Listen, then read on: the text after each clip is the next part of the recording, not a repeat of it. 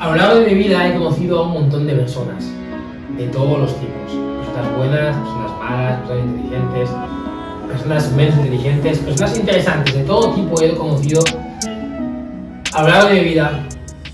Pero la persona que vamos a entrevistar hoy es una persona especial. Yo siempre digo que todos somos especiales, pero dentro de esa especialidad hay personas muy especiales que se diferencian muchísimo de otras personas. Hoy tenemos la oportunidad de entrevistar por segunda vez, pero esta vez aquí en La Voz de Junior, en el canal secundario. Recordad que estamos en Spotify para escucharnos modo audio, estamos en el canal de YouTube, suscríbete al canal que es totalmente gratis y con eso nos ayudas muchísimo para que podamos seguir creciendo. Hoy aquí en el estudio tenemos a la señora Gemma Jones.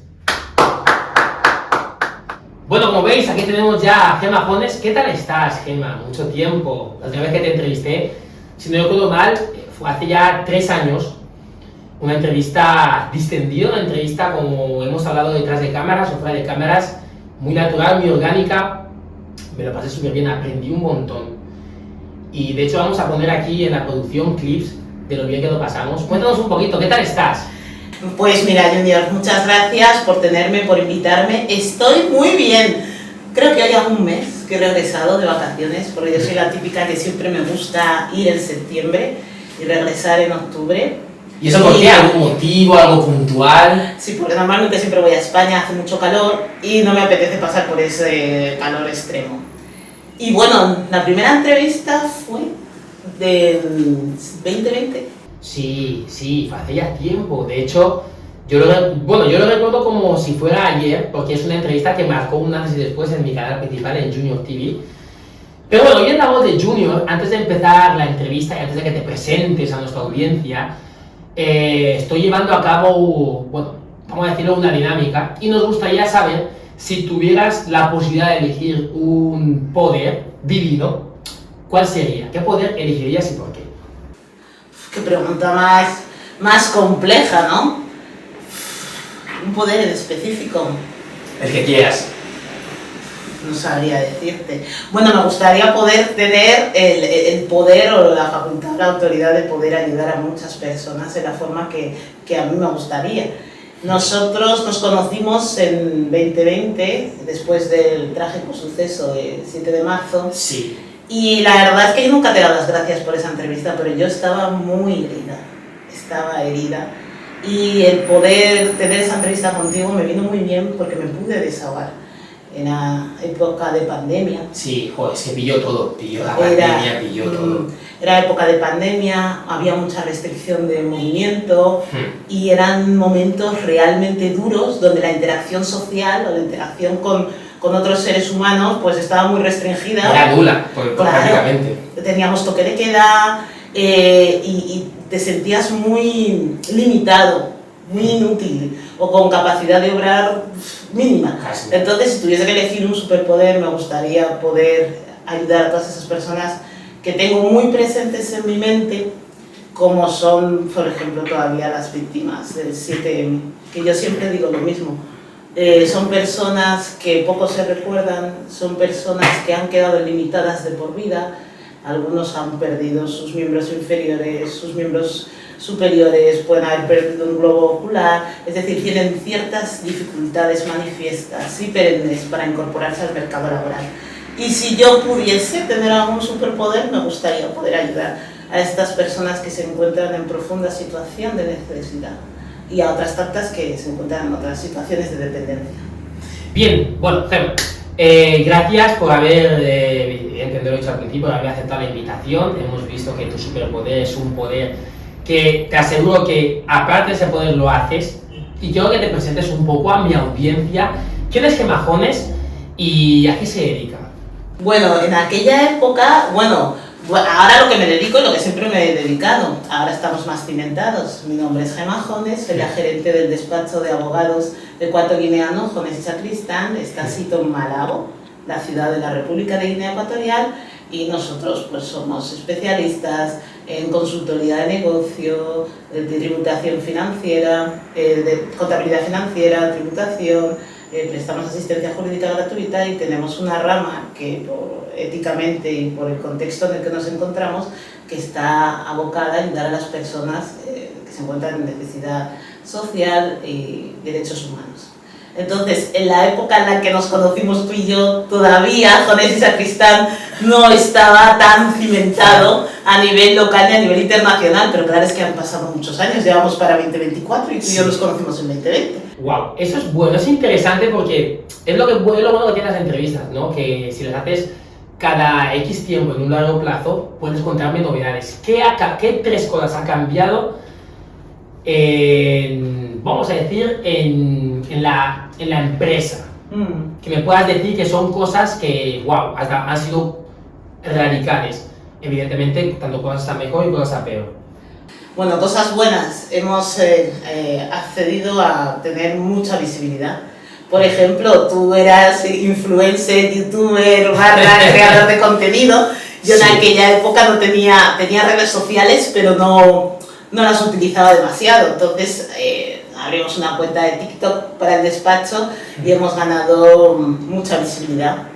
Hemos ganado influencia, se considera o se nos considera, y hemos ganado, pues bueno, prestigio, notoriedad, que viene siendo fruto de un trabajo que se hace día a día.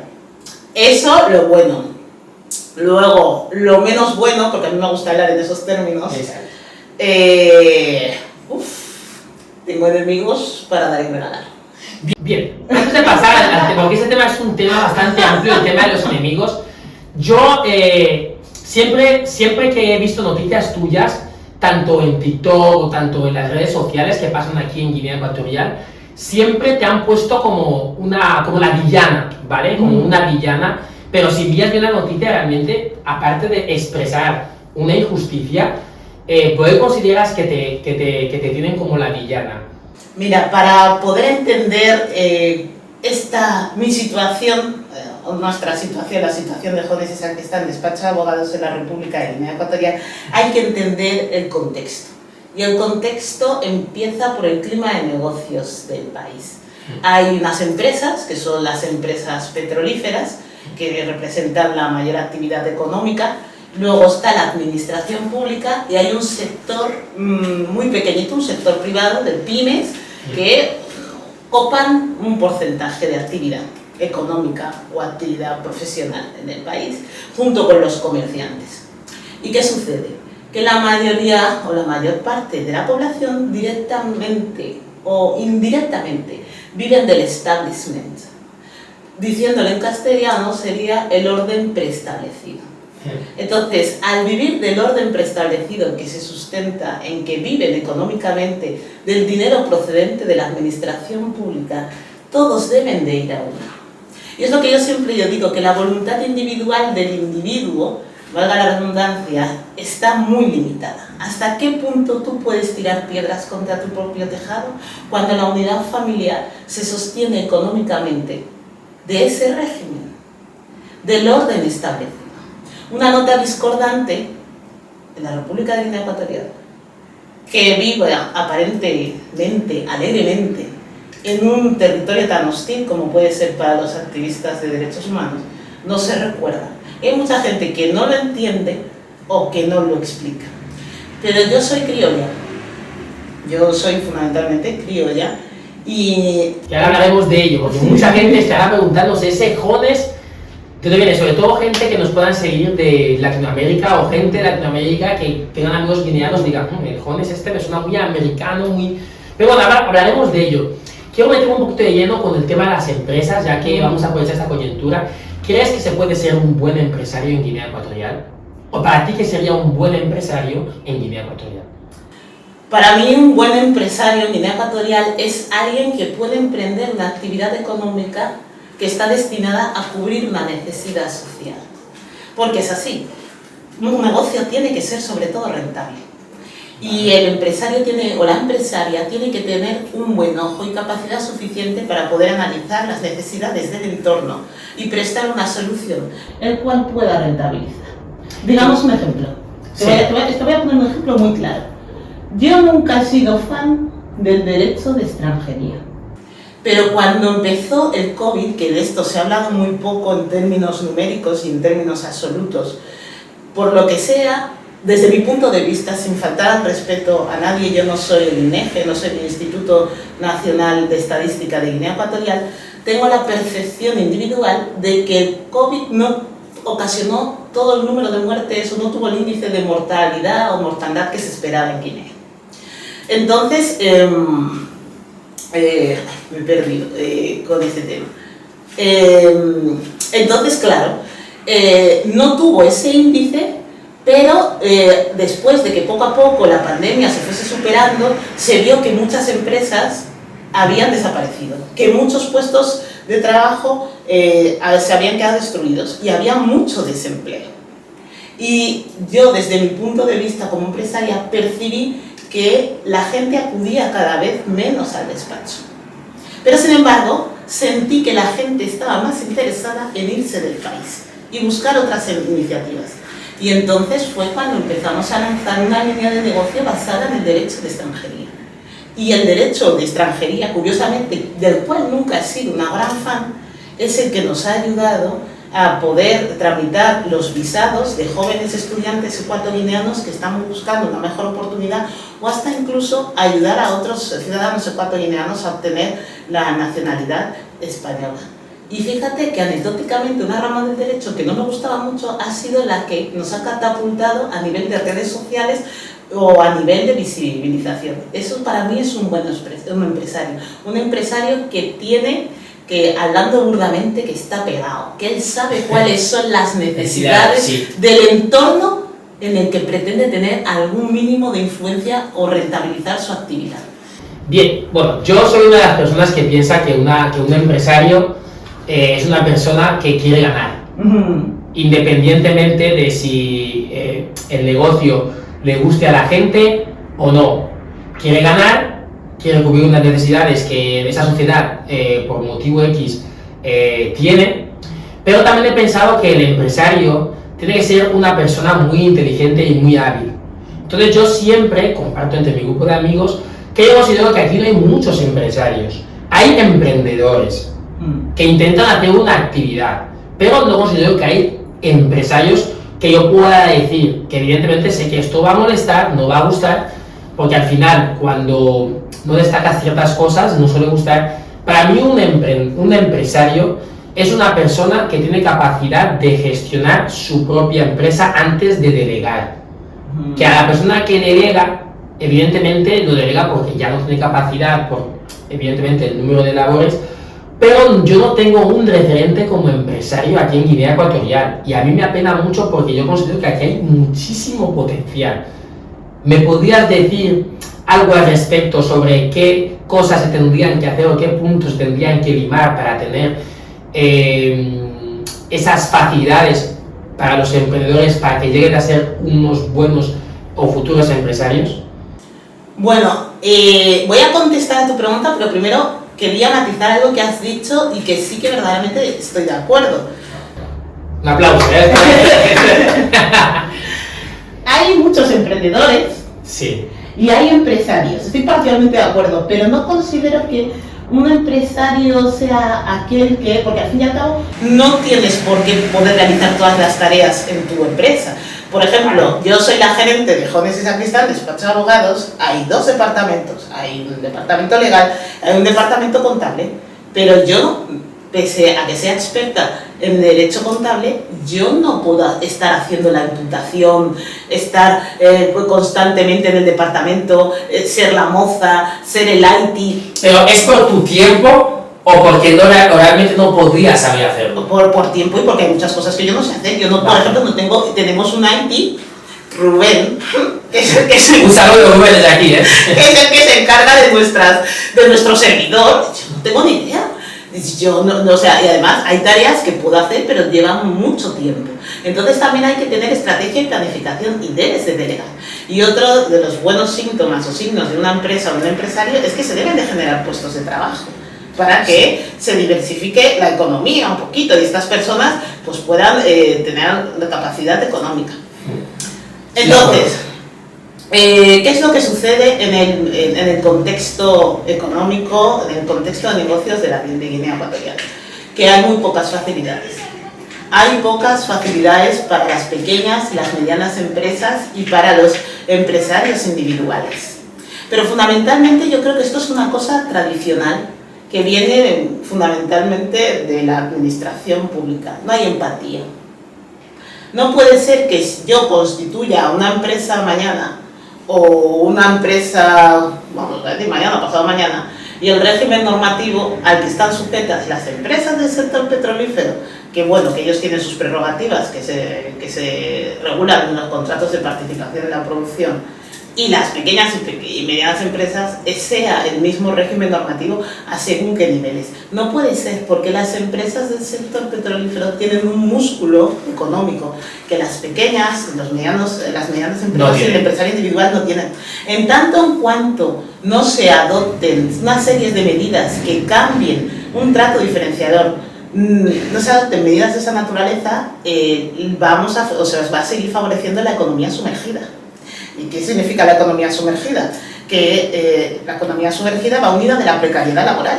Es decir, se generan puestos de trabajo, pero no son formales, no hay contrato de trabajo, no se pagan impuestos, no se paga la seguridad social, y al final son personas que se encuentran sometidas, los empleados, porque al encontrarse en una situación de dependencia donde no pueden exigir, se quedan con lo que les ofrecen.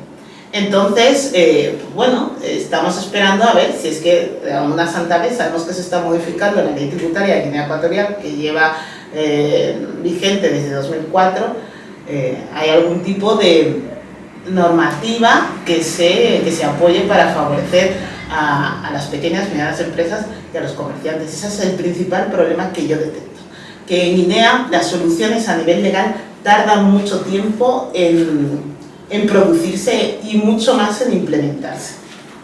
Para que la gente también se ponga un poquito en contexto, porque a lo mejor pueden estar un poquito perdidos, ¿nos podrías decir más o menos cuál es la tasa de paro? Si está actualizado a lo que sería 2023, la tasa de paro actualmente.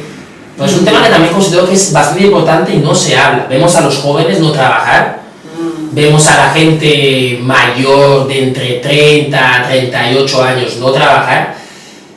¿La tasa de paro es alta en Guinea Ecuatorial? No tengo cifras oficiales, cualquier cifra que pudiera decir sería totalmente subjetiva. Puedo hablar desde una manera burda y desde una percepción individual. Claro. Desde ese punto de vista, mi impresión es que hay una tasa elevada de desempleo. Y de hecho, la primera vez que yo pisé Guinea Ecuatorial fue en el año 2012. Yo me acuerdo que para encontrar una casa de alquiler en Malabo era misión imposible.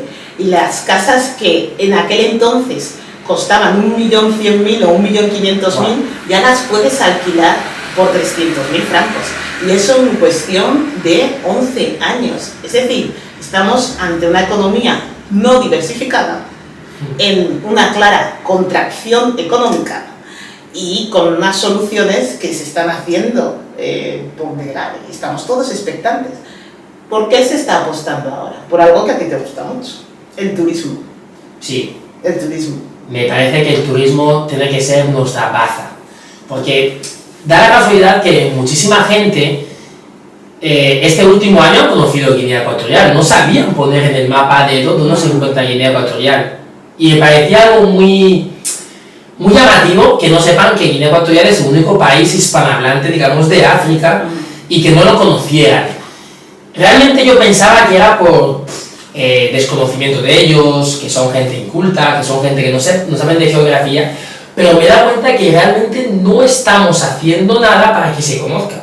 Porque, un ejemplo, a España se le conoce por muchas cosas, se le conoce por la comida española, la gastronomía, se le conoce por el fútbol, se le conoce por los toros, por el motivo de que sea se desconoce. Entonces, cuando tú ya das a conocer tu país, es fácil que puedas atraerles con alguna actividad que hagas en especial. Y yo siempre he dicho, Guinea Ecuatorial es un país colocado geográficamente dentro de África, una buena ubicación, un buen clima, país pequeño, porque un turista, el país pequeño le gusta porque sabe que una semana, máximo dos semanas lo puede recorrer y vérselo completo, y por idioma. Y por idioma. Podríamos ser perfectamente el país más turístico de África, o entrar en un top 5 por lo menos.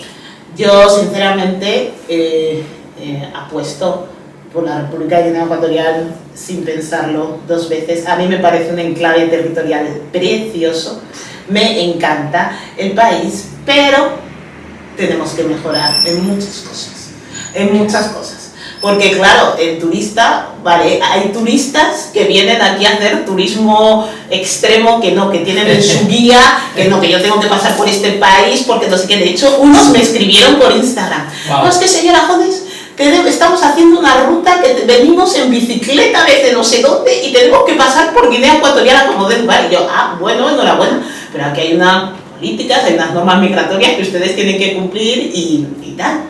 Y sí, Guinea Ecuatorial es un enclave territorial muy bonito, pero hay muchas cosas que deben de cambiar. Y la economía se puede diversificar confiando en el turismo, claro que sí, pero se tienen que cambiar muchas cosas, sobre todo a nivel de la alimentación, de la higiene en los restaurantes privados, de la oferta hostelera. Yo veo muchas cosas ahí que no es mi sector específicamente, pero sabes que como hemos desarrollado una imagen de consultores de negocios, y esto a mí sinceramente doy mucho las gracias a Dios, porque yo antes no teníamos esta clase de solicitudes, pero cuando yo salgo de Guinea Ecuatorial, los empresarios de diferentes partes, si no pueden trasladarse a verme, me desplazo yo y mantengo reuniones con ellos y me hacen muchas preguntas.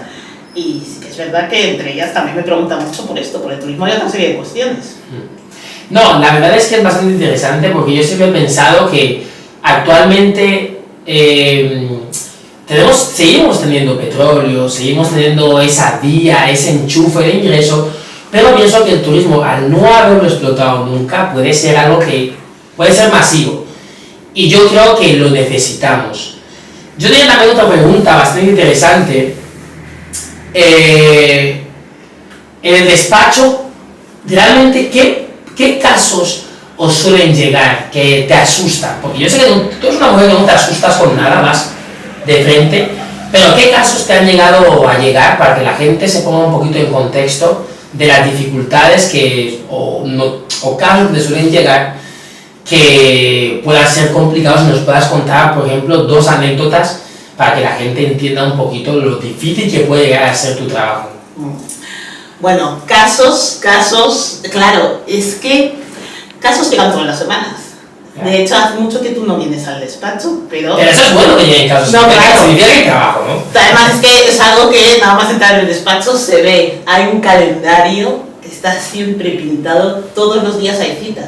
Y por eso siempre digo cita previa. No, pero algo luminoso como esto. No tiene luces. Cita previa en el 222 92 11 77. De hecho, lo contemos aquí. Sí, lo van a poner pues por WhatsApp. Pueden hacer cita previa, nosotros les vamos a llamar, o si están aquí en Malabo les vamos a dar cita presencial. Mira, por ejemplo, hubo un caso que me rompió un poquito el corazón, porque nosotras en mi mente, cuando gesté el despacho, yo dije que quería formar a mi equipo.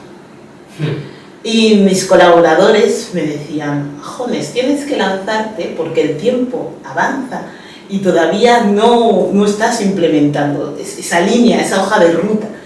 Y entonces el departamento contable no estaba constituido. Ahora ya son 6 personas, pero antes era un sueño, una utopía, ¿no? Y hay chicas muy jóvenes que forman parte de ese departamento. Y tuvimos un caso de violencia de género. Claro, tuvimos un caso de violencia de género y un familiar de la persona que se encarceló en la cárcel pública de Malabo, de Valpits, vino al despacho a gritar, y si hubiese podido agredirme verbalmente, solo que había una puerta entre él y yo. Claro. Esa fue como la seguridad. Y entonces, claro, cuando ya él terminó de gritar y no sé qué, y se fue, y habíamos constatado que se habían ido, claro, las chicas estaban asustadas, había un cliente dentro. Wow. Y yo dije, bueno, me voy. Se quedan todas así mirándome, ¿dónde vas? Digo, pues a contarlo. Digo, ¿qué crees que voy a hacer? Entonces, después de ese día, cuando terminó la jornada laboral, ellas me dijeron, Gemma, nosotras no sabíamos que si un hombre nos pega en el marco de una relación afectiva, nosotros teníamos derechos o que podía acabar en la cárcel. Y me quedé así y mantuvimos una charla Y ellas, a raíz de los casos que han ido viendo en el despacho, han cambiado totalmente su forma de ser. Son mujeres jóvenes, formadas, con un amplio talento, estoy segura de que van a ver esta entrevista, y que poco a poco pues están floreciendo de niñas a mujeres, ¿no? Ese es uno de los casos que más así hemos tenido. Y claro, es que, por ejemplo, en 2021, tú no estabas, claro, porque tú y yo nos conocimos en 2020, hemos dicho. Claro, sí. Claro, la vez que yo fui detenida, en 2021. Sí, eso es un caso bastante interesante, vamos a aprovechar la coyuntura. ¿Qué tal fue la experiencia al haber sido detenida? ¿Era la primera vez que estuviste detenida o ya tuviste otros casos? Pues sí, Junior, no me detienen todos los días. Me detuvieron, claro, era una mañanita y yo estaba pues haciendo mi actividad laboral, o sea, era una jornada laboral. Además, nunca voy a olvidar el día porque era el 15 de septiembre. Y aquí en Guinea Ecuatorial el periodo voluntario pues termina el día 15. Entonces yo estaba pues tan tranquilamente pues haciendo follow-up con mis clientes de que por favor nos remitan la información necesaria para preparar la declaración de impuestos, ¿no? Y cuando tocaron, policía. O sea, sabían tu domicilio. Bueno, fueron instruidos. Vale. Yo la verdad es que cuando lo escuché, además de que yo ya estaba advertida, porque claro, tanto va el cántaro a la fuente, que tenía que llegar, ¿no? Entonces cuando pasó eso, esta es la intrahistoria que yo nunca la he contado, ¿no? Yo le Usted la voz de Junior para contarlo, fíjate, un aplauso. No, yo cuando viene la policía, digo, claro, un momento, porque además siempre, ahora ya hay medidas reforzadas en mi despacho, claro, hay una cámara, hay una serie de medidas, hay una alarma, hay medidas. Claro, yo tenía que abrir, porque en ese momento yo estaba sola, y claro, pero antes de abrir la puerta, yo levanté mi laptop, pulsé el botón rojo, como quien dice, brigada judicial en mi puerta, es probable que sea detenida, haced lo que tengáis que hacer. Entonces, cuando la brigada viene, no, señora, tal, me dan una notificación, un papel que no decía nada, que nos tiene que acompañar. Digo, vale, como ustedes no comprenderán, esto no estaba en mi programa, voy a hacer una llamada telefónica, justo vino mi pasante, Gemma, ¿dónde vas? Digo, estoy detenida. Entonces, después de que me comuniquen que estoy detenida, pues me trasladan desde mi oficina a la Gendarmería Nacional, que en coche, más o menos, y a la velocidad que ellos iban, pues 10 minutos o menos de 10 minutos. ¿No te dieron la opción de ir en tu coche? Ah, no, yo estaba detenida. Yo estaba detenida, me metí con los policías de paisano en el coche que ellos llevaban. ¿Fuiste cómoda? ¿No fuiste cómoda? Fueron, yo les llamo, y les sigo llamando a día de hoy mis captores, que son padres de familia maravillosos, que yo entendí lo que estaban haciendo, que era su trabajo, que no les guardo ningún tipo de récord y que si les veo, que les suelo ver cuando voy a la gendarmería, les pregunto, hola la familia, ¿qué tal? ¿Todo bien? ¿Qué tal están? O sea, no hay récord. Llegamos a la Gendarmería Nacional y me llevan frente al que en aquel entonces era el capitán de la Brigada Judicial. Bueno, señora, está usted detenida en relación al tema de la filtración del examen de la oposición de las 4.000 plazas. Yo di mi versión de los hechos, pero antes de dar la versión de los hechos, claro, yo le pregunté, digo, ¿usted cómo se llama? Me dice su nombre. Digo, bueno, pues yo me llamo Gemma Jones y además es que yo ahí sí que fui un poco confiada y yo le dije, digo, yo si fuese usted me pondría en libertad. Y me dijo, ¿por qué? Digo, porque me van a empezar a buscar. Y entonces se quedó un poco así, siguió haciéndome preguntas y a los 20-30 segundos le suena el teléfono y dice, Excelencia, me mira así, y dice, sí, está aquí. Y yo digo, ve, se lo digo. Y entonces... que me pone el filtro de...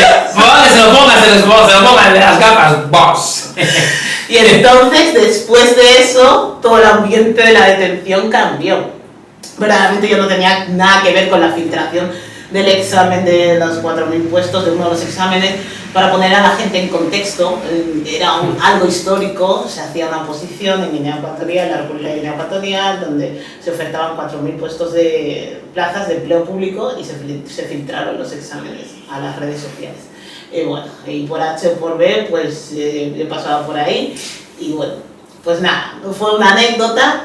Yo la verdad es que todo el mundo se portó muy bien conmigo, o sea, no tengo nada malo que decir y la verdad... O sea, la detención fue un visto no visto. Fue una anécdota, estuve ahí como 3 horas y media. Claro, lo que pasa es que quienes peor lo pasan son los familiares que están lejos, ¿no? Que eso fue, o sea, claro... De la noticia le escuchan, pero no saben la información. Ya que se llegaron a publicar muchas cosas, Gemma Jones, el paradero desconocido, y doy gracias a Dios que mis padres son como dinosaurios. Wanted de eso, ¿no? Mis padres son como dinosaurios tecnológicos. Entonces, como que sin WhatsApp, YouTube y poco más. De hecho, ellos ven tus vídeos. Wow, qué bueno. Pues un saludo desde aquí para los padres de Gemma Jones. Gemma, te queríamos hacer una pregunta bastante interesante. Sabemos que África tiene un montón de países, tiene 54 países actualmente. ¿Has viajado por África? He viajado, pero la verdad es que nunca para hacer turismo, siempre por motivos laborales. Bien, ¿notas diferencia cuando, por ejemplo, mucha gente, por ejemplo, de España, cuando se van fuera de España y van, por ejemplo, a Alemania, a Francia y vuelven a España, siempre dicen, joder, no valoramos lo que tenemos? ¿Tienes la misma sensación cuando vas a un país como, por ejemplo, el más cercano, Camerún, Gabón? ¿Tienes la sensación de no valoramos lo que tenemos? A ver, es que yo soy una persona un poco especial. Sí, en el sentido de que cuando me desplazo físicamente a algún sitio, soy mucho de percepciones, ¿no? Totalmente subjetivas. Es como yo me encuentre y me siente. Pues en Guinea yo me siento muy segura porque es algo que mi cuerpo ya lo conoce. Estoy acostumbrada a la vibración, a la baja vibración del país, energéticamente hablando. O sea, la frecuencia es baja, digamos. Sí, para mí por lo menos, yo lo percibo así. Pero dentro de la baja vibración del país, de la hostilidad, pues como que estoy acostumbrada. Y luego cuando voy a contextos similares, donde la energía es un poquito así, o por lo menos yo lo percibo así, como no conozco, me hace sentir insegura y estoy más retraída y no lo vivo con tanta libertad, ¿no? Entonces cuando no conoces, pues eres un poco, yo soy cauta. Lo vivo, bueno, he estado por motivos laborales, siempre me han subido, han bajado, me han llevado por aquí y para allá. Claro, no he tenido una visión real de... No lo palpas igual. Claro, porque me han llevado a hoteles 5 estrellas, restaurantes, VIP, sitios increíbles y escoltada por aquí y por allá para que no me pierda. Bueno. Entonces, claro, la visión que yo puedo tener de Camerún, de Zimbabue, de Togo u otros países, pues es muy limitada, muy pequeñita, no puedo decir que los conozco. He estado ahí, pero no los conozco. Bien, bueno, vamos a pasar al punto más interesante, por decirlo de alguna manera, o el punto que yo sé que mucha gente conoce a Gemma Jones. Este punto le gustaría que se toque. He visto que aquí en Malawi realmente la ley a veces tiene es un poquito serpiente, ¿no? Sube, baja, izquierda, derecha. Pero quería que me hablaras un poco sobre el tema de la homosexualidad, cómo te llega en el despacho, ¿de qué manera te suele llegar? ¿Cuáles son los casos realmente? ¿De qué manera suele venir la gente a quejarse o a denunciar? ¿O de alguna manera buscar consejos? La verdad es que hace mucho tiempo que no tenemos casos de esa naturaleza, que no estoy diciendo que no sucedan, que últimamente no hemos tenido muchos casos en los que venga cualquier persona a denunciar que ha sido víctima de algún trato discriminatorio por su orientación sexual, pero somos conscientes de que esos casos siguen sucediendo porque tradicionalmente no se entiende la diversidad sexoafectiva en la República de Guinea Ecuatorial y en otros países africanos donde la cultura pues normalmente se impone a la ley. Y es algo que sucede con la diversidad sexoafectiva, pero que sucede también con otras materias. Pero viendo el trabajo de los activistas de los derechos humanos y que protegen o visibilizan la diversidad sexoafectiva, yo pienso que se está haciendo un buen trabajo. Se están evidenciando que las personas que pertenecen al colectivo necesitan ser visibilizadas y comprendidas, pues porque igual son seres humanos que sienten y padecen como todo el mundo y necesitan ser escuchados. ¿Qué crees que es lo peor en el ámbito de la orientación sexual aquí? Porque cuando ya hemos hablado de que es un país conservador, es un país que tiene unas ideologías, que es un país muy, vamos a decirlo, muy alemán, no mira ni a la derecha, pero realmente ¿dónde crees que está el foco de que no se entienda que cada uno tiene que tener la orientación sexual que le guste? Yo pienso que los cambios o las transiciones deben de ser episódicas. Hay manifestaciones que actualmente no se que ahora se hacen y que antes no se podía, pero porque poco a poco nos estamos globalizando y estamos siendo sensibles a la actualidad y a los cambios. Entonces, pienso que es básicamente algo cultural, pero que también pasa con la sociedad, o sea, con la diversidad sexoafectiva, pero también pasa en otros ámbitos. Por ejemplo, antes nosotros éramos más tradicionalistas, nuestros abuelos, bisabuelos, y ahora pues los jóvenes, tú, yo u otros, no perpetúan o no practican las mismas tradiciones que hacían nuestros antepasados. O sea, creo que es algo que poco a poco y con el paso del tiempo irá siendo más afectado, poco a poco. ¿Crees que hay persecución real? Como por ejemplo en otros países de África que, como muchos sabemos, están penados, literalmente, tienen condenas muy fuertes. ¿Qué es aquí en Guinea Ecuatorial? ¿Están perseguidos? No perseguidos como públicamente se hace ostentación de que se persigue la corrupción, más que persecución yo lo diría como que hay un desconocimiento en torno a lo que lo rodea. Hay personas que piensan que es por yuyu, que hay un espíritu que se ha metido ahí, que no sé qué. Hay personas que simplemente no lo entienden. Entonces no creo que sea persecución irracional, simplemente un desconocimiento, y a raíz de ese desconocimiento se generan situaciones en las que se pueden vulnerar los derechos de los miembros que integran el colectivo, que se sienten representados por el colectivo. Es un tema bastante complejo, es un tema bastante complicado. Creo que ni siquiera se habla en las casas. Es un tema que tampoco se habla en la calle, es un tema tabú. De hecho, yo hice un podcast hablando del sexo, lo que es la palabra sexo literal, desde lo que significa la educación sexual, lo que significa el sexo, y siento que no se habla en casa, no se habla de la orientación sexual. Si es una cosa que no se habla y no se entiende, ¿cómo una persona puede tener la confianza de decir a sus padres o hablar libremente de su orientación sexual? ¿Crees que eso se debería de alguna manera u otra sensibilizar en la población? Claro, es que ¿de qué se habla en los entornos intrafamiliares ecuatorianos? ¿De qué es lo que se puede hablar? Porque claro, es que partamos por ahí. Claro, es que ¿de qué se puede hablar? Porque en otras sociedades donde son más abiertos y la comunicación entre padres e hijos es más fluida, se pueden abordar según qué temáticas sin miedo a represalias. Pero manifiesta tú sentirte de otra manera. O sea, imagínate nacer siendo varón y sentirte que eres de otro género. Y manifiéstale tú eso a un padre africano o ecuatoriano, a ver dónde te mandan. Claro, es que ¿de qué se puede hablar? ¿De qué se puede hablar? Yo creo que la manera en la que se está educando a los hijos, dependiendo del background formativo que tenga cada uno, pues cada vez es más amplia, se pueden hablar de más cosas, pero todavía hay mucha restricción y limitación en los hogares a la hora de hablar de según qué temas, por falta de confianza, por lo que sea.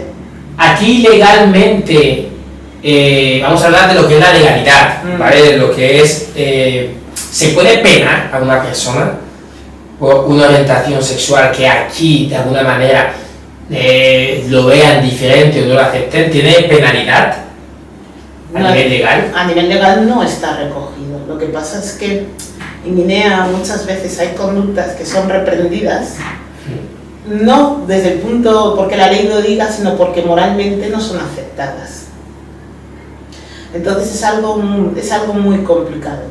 Y es algo que yo creo que lo que se tiene que incidir mucho. Las políticas públicas deberían de invertir muchísimo en campañas de sensibilización para que dentro de los hogares se entiendan no solamente la diversidad sexoafectiva, sino otra serie de materias que tienen incidencia en la salud mental. La salud mental es otra cuestión sobre la que se debería de trabajar muchísimo más. Muchísimo. Esto es otro podcast de por lo menos 2 horas, ¿eh? Es muy difícil encontrar entornos de confianza, sobre todo las personas más jóvenes que se están descubriendo a sí mismos, donde puedan ser y donde se puedan manifestar con total libertad, sin ser objeto de represalias. Y muchas veces el entorno familiar, la familia, el hogar, no es un espacio en donde puedan hacerlo. Y es ahí cuando empiezan a surgir los miedos, los complejos, los problemas mentales, la depresión, porque yo no creo que los negros no es que no tengamos depresión. ¿Por qué se habla de eso? ¿Por qué se habla de que el negro esto de depresión no es para ellos? Ah, sí, esto es una frase que se dice mucho aquí, ¿no? Por lo menos a mí ya me la han dicho muchas veces. No, nosotros no tenemos depresión. No es que no tengamos depresión, es que yo pienso que todo el mundo es susceptible de sentirse anímicamente pues más retraído, con algún tipo de problema, sino que no se verbaliza tanto los sentimientos ni cómo uno se siente. Y otra cosa, aquí verbalizar que no estás bien es exponerte o quedar retratado como una persona débil. Cuando te identifican como una persona débil, debes de tener cuidado porque vas a ser una persona de que puede ser fácilmente susceptible de mofa, de escrutinio o de acoso constante. Nadie quiere ser visto de esa manera. ¿Podríamos decir que en la sociedad de Guinea Ecuatorial en general hay depresión? Bueno, yo no tengo tanta información como para pronunciarme abiertamente, pero sí que pienso que hay personas que lo están pasando muy mal. Date cuenta que en el contexto global, haciendo un análisis global, hoy por hoy, de cómo está la República de Guinea Ecuatorial, hay problemas de desempleo, hay una inflación brutal. Es que porque la subida de los precios de los bienes de primera necesidad, yo es que hay muchas veces que voy al supermercado y digo, bueno, yo puedo comprar esto, pero... Es un Tetris, ¿no? Vas al Tetris, ¿no? Vas... Y el resto de la ciudadanía, yo me pregunto, digo, los que tienen 4 y 5 hijos, ¿cómo lo hacen? ¿Cómo lo hacen? Yo me lo pregunto muchísimo, sobre todo... Los impagos de los salarios. Hay gente que lleva trabajando no sé cuántos meses y sin cobrar. Y lo que más me llama poderosamente la atención es cuando se trata de entidades que tienen algún vínculo con la administración pública, porque tienen músculo económico para ello y no tienen ese ejercicio de empatía, de poder hacer que las cosas sucedan. Así que, volviendo a un principio a mi superpoder, que no tengo, si pudiera les ayudaría. Claro, es que es un tema bastante complejo. Retomando un poquito la pregunta, yo también la quiero responder. Yo pienso que más que depresión, porque claro, depresión es una palabra fuerte, hay que hacer un análisis, ¿no? Pienso que no hay motivación. Y yo lo noto muchísimo en los jóvenes, muchísimo. El hecho de que las cosas no le estén yendo como le gustaría que le fueran, ponen como más excusas a que no le estén yendo bien. Por ejemplo, que no tengan las herramientas, que por ejemplo no tengan facilidades. Y eso en otras sociedades usan esa gasolina por ejemplo, que haga las cosas no le van bien para poder automotivarse. Y yo aquí me falta eso. Me falta eso, jóvenes con más ganas, con más... Hambre. Yo puedo, sí, con ese hambre. Pero otra vez, no estoy justificando la actitud de los jóvenes, pero claro, ellos veo, o por lo que yo identifico, buscan más una recompensa inmediata. Ellos quieren dinero, tienen referentes en redes sociales. En este país hay directores de bancos, de empresas públicas que te muestran un estilo de vida, o directores de otro tipo de entidades que te muestran un estilo de vida inalcanzable e insuperable. Y los jóvenes lo ven y dicen, no son tontos, yo quiero eso. Digo, tú a mí no me digas que yo estudié, que yo quiero eso. Entonces, claro, hay un hambre, no tanto por aprender y formarse, pero sí que hay un hambre por querer tener. Sí, el capitalismo, ¿no? el material, capitalismo, lo material, y son cuestiones que hemos hablado, y yo las hablo mucho en el despacho. Ojo con el dinero también. Quiero aprovechar esta coyuntura que yo estoy 100% seguro que tendrás una respuesta muy madura. ¿Crees que el dinero da la felicidad? No lo creo. El dinero ayuda, pero no da la felicidad. Mira, yo soy una persona, nunca lo he dicho en ninguna entrevista, pero yo tengo ciertas creencias que no parten de la religión, sino que para mí son creencias propias, no sé si me limitan, pero la felicidad es un estado individual que para mí, ¿no?, se alcanza satisfaciendo tu propósito de vida y haciendo lo que uno cree que debe de hacer. Y conseguir ese estado es bastante complicado porque para mí somos objeto de múltiples cuestiones que afectan nuestro estado de ánimo o nuestra salud. Entonces, partiendo de esa base, es algo extremadamente complicado. Pero el dinero ayuda, sí, pero yo no creo que sea la felicidad. Bien, me parece correcta tu pregunta, correcta, respuesta también. Pero hay una cosa que aquí pasa mucho en la población. La gente al final trabaja aquí, y pienso que en el mundo entero se trabaja por dinero, pero pienso que aquí la gente se valida más por el dinero que por lo que pueda aportar. ¿Crees que en algún momento se pueda arreglar o se pueda cambiar ese pensamiento o esa manera de ver el dinero? En vez de verlo como una herramienta para hacer cosas, verlo como un fin. Claro, es que las redes sociales han hecho mucho daño, ¿no? Hay muchas personas de poder o que ostentan puestos de responsabilidad que se validan y se validan frente a los demás compartiendo sus lujos, sus coches, sus viviendas, sus vacaciones, los sitios o los lugares donde se hospedan. Y al fin y al cabo, pues en esta sociedad es como que tanto tienes, tanto vales. No sé cuándo va a llegar el punto en el que se cambie esa manera de pensar, pero hoy por hoy vivimos pues, en un mundo extremadamente materialista, por lo menos aquí, en la República de Guinea Ecuatorial, donde cuanto más dinero tienes, mejor y más eres aceptado por terceros. Pero dinero o poder, porque para mí son cosas diferentes. Porque el dinero material o dinero físico, cash, o el poder. Porque para mí el poder es peor, destruye a una persona. Porque es un punto que para mí no tiene techo. Y el dinero al final, pues siempre va a haber uno que tiene más dinero que tú, por decirlo de una manera, igual que siempre va a haber alguien que tenga más poder que tú. Pero el poder realmente es más fácil usarlo para mal que para bien. Diría que ambos. Lo que pasa es que el poder es menos tangible, ¿no? Pero cuando uno tiene dinero es como algo que se visibiliza más. Sí, se puede ver. Tú puedes tener poder, pero a lo mejor la gente no percibe que tienes esa cantidad de poder porque verdaderamente no saben ni lo que haces. Claro, pero el dinero es como que te posiciona socialmente, por lo menos en esta sociedad, la sociedad ecuatoriana. Que vaya a cambiar eso algún día y que se empiece a mirar más la calidad humana y otros aspectos, el impacto comunitario que tienen las personas que realizan determinadas actividades en el barrio tal y en el barrio X. Yo pienso que es muy difícil. Yo miro esas clases de iniciativas y miro a las personas que las emprenden y las valoro muchísimo, pero claro, hoy por hoy es lo que es, y el dinero manda. Bien, últimamente están pasando unos sucesos en el país, en la ciudad de Malabo, también en Bata y demás, que está aumentando un montón la delincuencia y sobre todo un caso muy específico que es la desaparición de niños, de menores de edad. ¿Realmente crees que es una cosa que ya pasando tiempo? ¿Crees que es una cosa que está pasando en estos últimos años?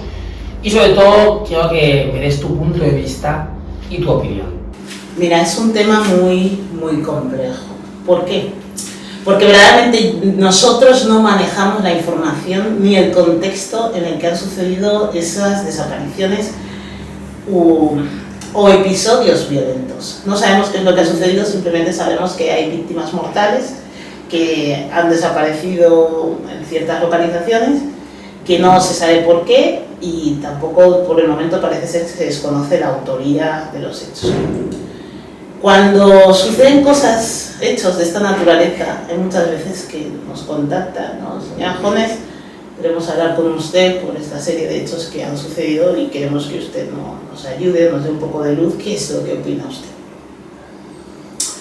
Y es complejo, porque por los datos que han trascendido a la luz pública, claro, parece que se trata como de algo ritualista, un hecho que no es algo espontáneo, algo que no ha sucedido al azar. Y tenemos, para mí, a la hora de hablar de este tema, nos tenemos que retrotraer en el tiempo, porque en las sociedades africanas, nuestra sociedad siempre ha sido una sociedad muy tradicionalista, que ha creído en otras cosas, y entonces esta serie de casos genera mucha alarma social porque no se sabe cuál es el fin de estos hechos y de estos actos. Y hay mucha gente que los liga a la práctica de la brujería, de las ofrendas, de la magia negra, y generan alarma. Personalmente, yo pienso que las víctimas mortales en escenarios desconocidos que no se saben por qué suceden han pasado y llevan pasando desde años inmemoriales. Lo que sucede ahora es que las redes sociales, pues bueno, están ahí, retratan las noticias de una manera muy inmediata y generan mucha alarma social, porque sobre todo todos tenemos la capacidad de empatizar con los progenitores de los menores, porque todos tenemos hermanitos o familiares de corta edad, y los que tenéis hijos, pues nos llama mucho la atención. Personalmente, yo pienso que es un tema que se tiene que tratar con mucho cuidado, que se tiene que poner de relieve que hay ciertas prácticas que podrían estar asociadas a esas víctimas mortales, que hay que ser muy prudentes, pero que se tiene que hablar más de ciertas prácticas que tienen una incidencia en la vida de otros seres humanos y que se practican a la ligereza. Mira, este tema, cuando hablamos del mundo de lo intangible, que yo lo llamo así, del mundo de la magia, del mundo de la brujería, que no me gusta esa acepción, me gusta más el mundo del manejo de las energías. Para mí es un tema al que le tengo muchísimo, pero muchísimo respeto. Pero tú crees en lo que se suele decir, la brujería, magia negra, lo espiritual, ¿crees en ello? 100% sí. Creo 100%, pero tampoco voy a perder ni un solo segundo de mi vida en convencer a alguien de lo contrario. O sea, es que cada palo aguante su vela. Mira, te voy a contar una anécdota. Yo recuerdo que en el año 2018 fui a visitar a un familiar y me llamó mucho la atención porque era un barrio en el que normalmente nunca había muchos coches, no había mucha gente. Y había muchos coches de alta gama en las inmediaciones de un edificio que parecía estar abandonado. Y entonces, claro, yo le pregunté a mi familiar, digo, ¿y toda esta gente ahí fuera qué hacen? No, es que ha venido un profeta. Ahí fue la primera vez que yo escuché esa palabra. Digo, profeta, y dentro de mi ignorancia, yo era súper ingenuo, muy naif, digo, ¿y qué hacen los profetas? No, pues son gente que si tienes algún problema espiritual, te ayudan y te dicen cosas de tu vida, ¿verdad? Digo, como adivinos. Y bueno, dijo, sí, algo así parecido. Entonces yo veía que la gente hacía largas colas y cogía el número. Digo, pues voy a coger mi número. Y después colas, pero 2, 3 de la mañana, y llevaban ahí desde la mañanita y estuvieron así varios días. Pues, no sé, pasó como un día y medio, no sé cuánto tiempo pasó. Y hay que llevarse un tupper, para estar esperando ahí. No, claro, yo como estaba por ahí, como mi familia vivía muy cerca, pues yo ya, cuando tuve mi número, pude ver a esa persona. Y venía de un país, Mozambique. Era un chico muy joven. Y claro, y él hablaba en inglés. Tuvimos una pequeñita conversación tuve un encuentro así, mientras que atendía a otra persona al lado. Y de repente, te lo digo, yo no iba nada sugestionada, o sea, caí al suelo y me desplomé. ¡Pum! Dije, digo, ¿cómo es posible que una persona que no me conoce de nada, que ni ha habido un mínimo contacto físico, haya podido tirarme al suelo? Y además, pero en el suelo... O sea, ¿te acuerdas de la situación? Sí, y sin poder moverme, y yo, o sea... ¿Pero qué hizo exactamente? Agonizando, yo estaba ahí. Pero dijo algunas palabras, algún movimiento. No, básicamente él estaba ahí, hizo así, pum, lo siguiente, me vi en el suelo. Wow. Me dio una serie de consejos a nivel personal que me los reservo para mí. Y yo esa experiencia, pues, de mi familia, digo, mira, este señor, el profeta este, digo, mira, no sé, me ha pasado algo muy raro, pero claro, yo veía que las personas, que también había una mujer, nos atendían como de dos en dos, la persona que estaba a mi lado, ¡pum!, también se caía al suelo. O sea, he vivido experiencias en este país muy difíciles de explicar. Difíciles, pero experiencias que, sinceramente, a mí me hacen creer 100%. Creo que además son historias o son explicaciones que ya están codificadas, están puestas por escrito, y hay autores que han escrito grandes libros. El cuerpo humano no se puede restringir solamente a lo tangible, a la piel, a los huesos. Tenemos un cuerpo etérico, un cuerpo energético que nos rodea y que es susceptible de sufrir agresiones promovidas por terceros. Y es así. Y por lo que sea, aquí en la República de Guinea Ecuatorial se da mucho ese tipo de cuestiones. Hay gente que tiene altas capacidades, altas facultades para hacer cosas que yo hace 5 años pensaba que eran impensables, ¿no? Pero impensables. Es que no lo voy a discutir con nadie, pero ya que me brindas esta ventana, esta oportunidad, a mí lo que sí que me gustaría decir es que las personas tienen que tener mucho cuidado con esos encargos profesionales que se hacen, porque esos encargos profesionales que se hacen pueden tener consecuencias del todo desproporcionadas e impensables para tu entorno familiar o para ti mismo. Ir a visitar a un santero, a un brujo, a un chamán, a un babalao, a lo que sea, con el ánimo, con la intención de causar daño a un tercero, por mera envidia o por cualquier otra cuestión, es algo deleznable y es algo que no se tiene que practicar.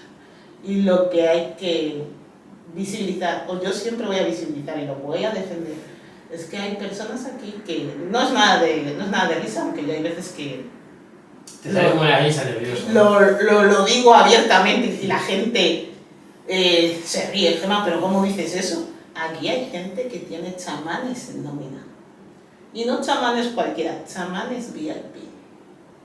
Hay el chamán normal, el chamán... No, tú puedes ir con tu 5.000 o con tu 20.000 a probar suerte y a ver qué es lo que te hacen, el trabajo que te hacen. Pero aquí hay gente que tiene chamanes en nómina. Y la gente que mejor conoce estas historias, sin duda alguna, son los representantes de las órdenes, de las diferentes órdenes religiosas que están en Guinea Ecuatorial. Ellos en su día a día enfrentan una serie de situaciones y tienen que brindar un tipo de ayuda a las personas que se ven sometidas a esos ataques, que yo sinceramente valoro mucho su trabajo, y yo he sido personalmente objeto de situaciones muy desagradables porque no he querido prestar connivencia con determinadas cosas, y es una realidad. Es un tema con el que no se puede frivolizar, y es un tema que yo creo que es el único tema en esta vida que hace que me cuadre. Es el tema. Impresionante. Bueno, pues hasta aquí el podcast de hoy. Gemma, muchísimas gracias por venir. Como siempre he dicho, y como he dicho al principio, es una persona increíble, se aprende muchísimo, las conversaciones con ella son orgánicas, naturales, empezamos en un punto, lo tratamos, vamos a otro punto, lo tratamos. Y después de este tipo de conversaciones, espero que hayáis aprendido cosas nuevas, que es lo importante de esto, la voz de Junior, aprendiendo cosas nuevas. Nuestra primera invitada especial, esperemos tenerte y que no pasen 3 años, por favor. No. Como pasó la última vez. No, vendré, más o menos. Así que nada, familia, ya sabéis que estamos en todas las plataformas digitales, estamos en Instagram, estamos en el canal de YouTube como La Voz de Junior, nos encontramos en los podcasts para aquellos que les gusta escuchar mientras están cocinando o mientras están haciendo otra actividad, nos podéis escuchar vía audio. Así que muchas gracias por estar ahí, suscríbete al canal, compártelo con tus amigos y como siempre, nos vemos próximamente en un siguiente video después.